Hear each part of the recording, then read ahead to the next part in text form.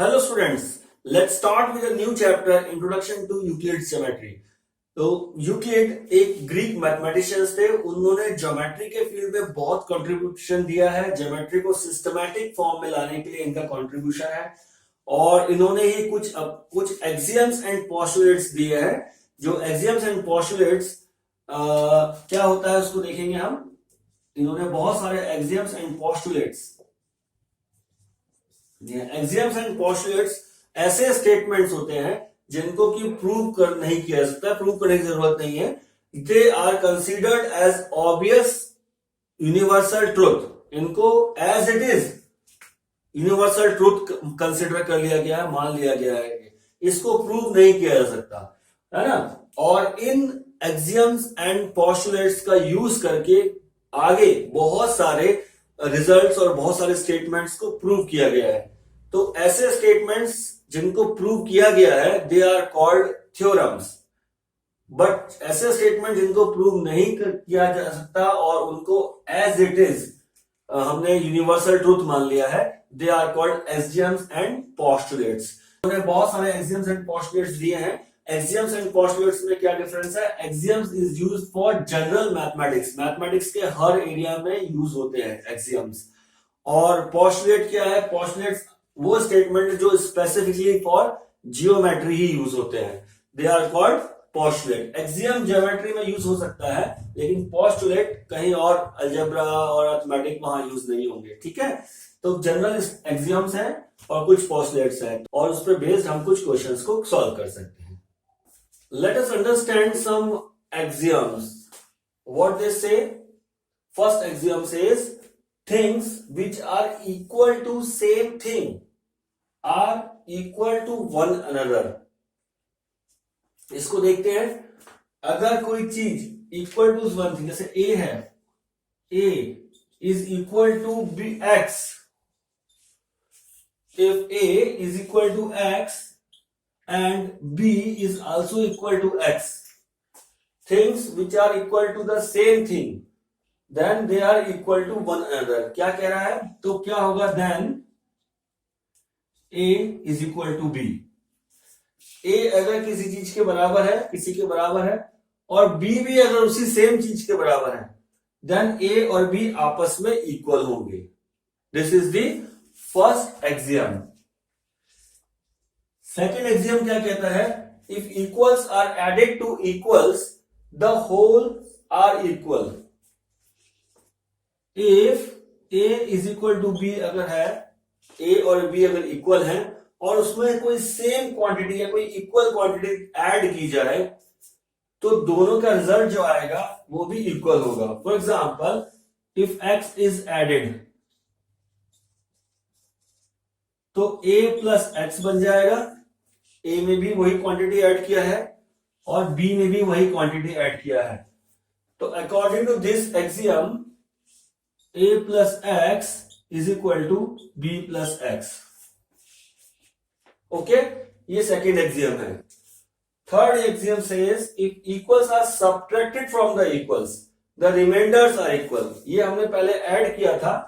Now इस third axiom में हम सब्ट्रैक्ट कर रहे हैं, यानी कि अगर a is equal to b given है, हमको a और b बराबर है और उसमें से कोई सेम क्वांटिटी को हम सब्ट्रैक्ट करते हैं। लेट हमने x को सब्ट्रैक्ट किया और x को ही b में से सब्ट्रैक्ट किया, तो जो दोनों के रिमाइंडर हैं that is this are equal, a minus x is equal to b minus x हो जाएगा। ये कहता है axiom, third axiom.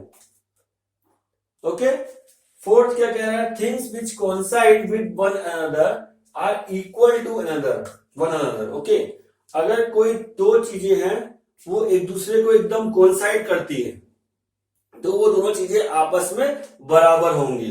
Let's see, अगर कोई एक सर्किल है और यहां एक और सर्किल है और ये दोनों एक दूसरे के ऊपर कोइंसाइड करते हैं तो इसका मतलब ये है कि ये दोनों सर्किल आपस में इक्वल होंगे। ये कह रही है ये एक्सियम। ओके, तो ये एक दूसरे को कोइंसाइड अगर कर रहे हैं, एक दूसरे के ऊपर कोइंसाइड करते तो ये दोनों आपस में इक्वल होंगे। ये कहती है एक्सियम 4। क्लियर है? एक्सियम 5 कहता है the whole is greater than the part. तो कोई अगर होल एक फिगर है, let's take once again let's take a circle, अगर कोई होल फिगर है ना, और उसमें से मैं कोई पार्ट को निकाल देता हूं, एक पार्ट कर देता हूं उसका, तो the whole is greater than a part, जिसमें से हमने लिया है पार्ट को, वो पूरा अगर होल होता तो वो ज्यादा है और पार्ट हमेशा छोटा रहेगा। ठीक है, ये ट्रू है, पार्ट हमेशा छोटा रहेगा। इसको ऐसे भी सोच सकते हैं कि Delhi is a part of India, है ना, Delhi is a part of India, तो Delhi is smaller, India is bigger, India is bigger, उसमें से एक पार्ट ले लिया हमने, that is Delhi. Delhi is the part of India, Delhi will be smaller, India will always be bigger, है ना। उसके बाद कहते हैं things which are double of the same things are equal to one another. क्या कह रहा है सिक्स्थ में? Things which are equal to, which are double of the same things. ठीक है, जैसे फॉर एग्जाम्पल ए है which is equal to double of thing, double of X, and B is also equal to double of X, double of same things, and these two are equal, then A is equal to B. If A is equal to x है, B is equal to x है, then it implies A is equal to B. And seventh में same है, things which are half of the same things, they are equal to one another. यहाँ double था, इस seventh में क्या है? That is half है. If A is equal to 1/2x and B is equal to 1/2x, then A is equal to B. This is the seventh axiom. तो ये 7 statements इसमें हमारे सिलेबस में है, और ये ही स्टेटमेंट्स हैं, और इसको ऐसे समझ सकते हैं हम, इसको कोई प्रूफ की जरूरत नहीं है। Now let us see some postulates. क्या कहते हैं ये स्टेटमेंट्स, इनको देखते हैं। A straight line may be drawn from any one point to any other point, है ना। और एक पॉइंट है और ये दूसरा पॉइंट है, ठीक है। ये क्या कह रहा है? स्ट्रेट लाइन में be drawn from this point, इस पॉइंट से उस पॉइंट के लिए अगर हम जाएंगे तो स्ट्रेट लाइन में बी ड्रॉन, ठीक है, okay. Similarly the second one is a terminated line can be produced indefinitely. अगर कोई एक लाइन है जो टर्मिनेट हो रही है दोनों तरफ, ये टर्मिनेटेड लाइन है, it can be produced indefinitely, ये दोनों साइड प्रोड्यूस की जा सकती है। इसको हमने कई क्वेश्चंस में इसको देखेंगे कि ये लाइन दोनों तरफ कहीं भी बढ़ाई जा सकती है, कर चुके हैं हम लोग ये सब चीजें। The third is a circle can be drawn with A centre and any radius. अगर हमें कोई सेंटर दिया हुआ है और हमें एक रेडियस दिया हुआ है, तो हम इस सेंटर और इस रेडियस, एक सर्किल, एक सेंटर और उस रेडियस से एक सर्किल ड्रॉ कर सकते हैं, है ना। A circle can be drawn with a center and any radius. Okay, the fourth is all right angles are equal to one another, है ना। अगर कोई राइट एंगल है 90 डिग्री, ये भी एक राइट एंगल है 90 डिग्री, या हम किसी और उसमें देख लें इसको, अगर ये एक राइट एंगल है, तो ये सारे एंगल्स आपस में इक्वल होंगे, ठीक है। ये सारी चीजें ऐसी हैं जो वेल नोन टू यू है, आपको सभी चीजें पता है। तो दीज आर दी 4 पोस्टुलेट्स। अब 5th पोस्टुलेट है, उसको हम थोड़ा डिटेल में देखेंगे, क्योंकि उसको आगे भी यूज आया है, तो हम उसको डिटेल में देखेंगे, है ना। Now let us understand postulate 5. What it says, if a straight line falling on 2 straight lines and make the interior angles on the same side of it taken together less than 2 right angles, then the 2 straight lines, if produced indefinitely, meet on that side on which the sum of angles is less than 2 right angles. बहुत लंबा statement है, बहुत difficult, ये ऐसे पढ़ने से बहुत difficult है, पर अगर हम इसको ड्रॉ करेंगे तो अभी हमें क्लियर हो जाएगा। Okay, if a straight line falling on 2 straight lines, if there are 2 straight lines, okay, these 2 are straight lines, और ये क्या कह रहा है? if a straight line falling on this, now this straight line is falling on this, है ना, 2 straight line है, say it is L and M, और कोई एक straight line है जो इसके ऊपर फॉल कर रही है, okay. make the interior angle on the same side of it. now इसमें interior angles कौन से हो गए? ये दोनों आपस में इंटीरियर एंगल है। इसी तरह से ये दोनों भी आपस में इंटीरियर एंगल्स हैं।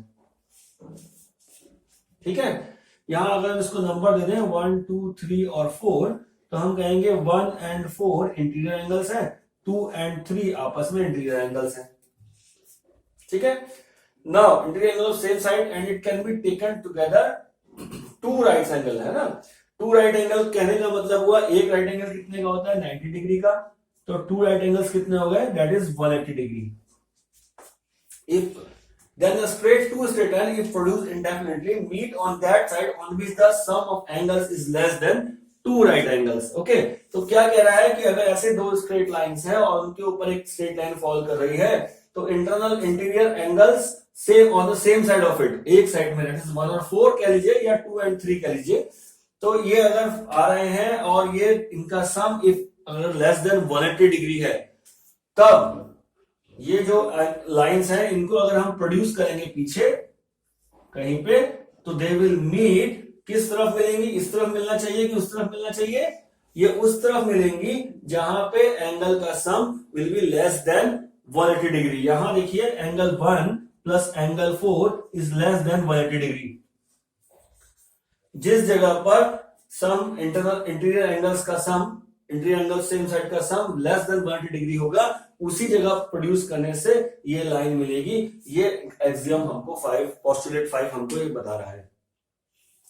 अब इसका इंपॉर्टेंस कहां है, इसका इंपॉर्टेंस है कि इस तरह के क्वेश्चंस हम देखेंगे जब हम इसको यूज करते हैं, parallel lines with a transversal. यहां हमने देखा ना parallel lines in a transversal, ठीक है।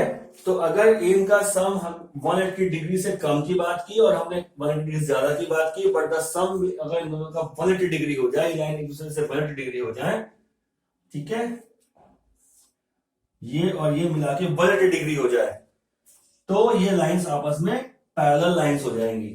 और इसी स्टेटमेंट में को आगे एक स्कॉटिश मैथमेटिशियन थे, उन्होंने इसको आगे किया है और आगे बढ़ाया है और पैरेलल लाइंस को उन्होंने बताया है। और इस पैरेलल लाइन का हमने बहुत यूज देखा है, छोटी क्लासेस में भी देखा है, और अब इस क्लास में भी पैरेलल लाइंस के ऊपर बेस्ड क्वेश्चंस, ट्रांसवर्सल के ऊपर बेस्ड क्वेश्चंस देखेंगे।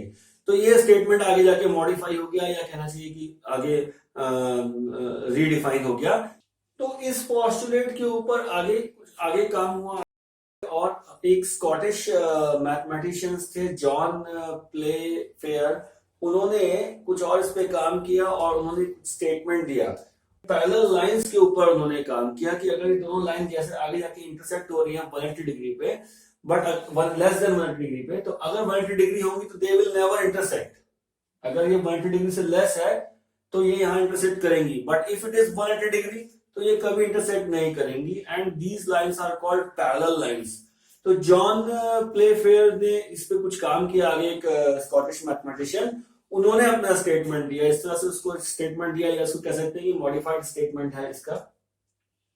तो उन्होंने कहा कि फॉर एवरी लाइन एल, अगर कोई लाइन एल है और एक पॉइंट पी है जो इस लाइन के ऊपर, जो इस लाइन पे लाई नहीं करता, अदर देन दिस लाइन कहीं पे लाई करता है, कोई पॉइंट है पी, ठीक है, और अब there exist only a unique line, या इस पॉइंट से पास होती हुई हो और पैरेलल टू एल हो, there exist a unique line, only one line is there, जो ये ऐसी बना सकती है, जो पास हो रही हो यहां से पी पॉइंट से, और which is parallel to L, that is M. There is only one and only one line can be form like that. तो इस तरह से स्टेटमेंट को उन्होंने मॉडिफाई किया। एक बार मैं इसको बोल देता हूं, for every line L and for every point P not lying on line L, there exist a unique line M, इसका नाम दे दिया है M, passing through the point P and parallel to line L. L के parallel हो, P से pass हो रही हो, ऐसी सिर्फ एक ही लाइन बन सकती है, यूनिक लाइन ही हो सकती है वो, ठीक है। या इस स्टेटमेंट को फिर से मॉडिफाई किया उन्होंने और कहा है कि two distinct intersecting lines can not be parallel to same line. For example, अगर ये एल लाइन है और यहां पे दो इंटरसेक्टिंग लाइंस हैं, दो लाइन है जो आपस में इंटरसेक्ट कर रही हैं, तो ये पैरेलल नहीं हो सकती एल लाइन के, या दोनों पैरेलल नहीं हो सकती एल लाइन के, ठीक है। अगर ये पैरेलल है, यहां दिख रहा है और दूसरी लाइन उसको इंटरसेक्ट करती हुई जा रही है, तो ये L के पैरेलल नहीं हो सकती। Two distinct intersecting lines can not be parallel to the same line, यानी ये जो लाइन है M और N, ये दोनों इसके पैरेलल नहीं है। M पैरेलल है तो यहां है, लेकिन दोनों पैरेलल होंगे ऐसा नहीं हो सकता। तो इस तरह से इस स्टेटमेंट को मॉडिफाइड किया गया है ना। तो this is all about the postulates. ये वो चीजें हैं जो आपको ऑलरेडी पता है और आप यूज भी करते आए हैं। अब हम इसके बेस्ड कुछ क्वेश्चंस को देखेंगे, कुछ क्वेश्चंस करेंगे, and that's all from the statements of axioms and postulates.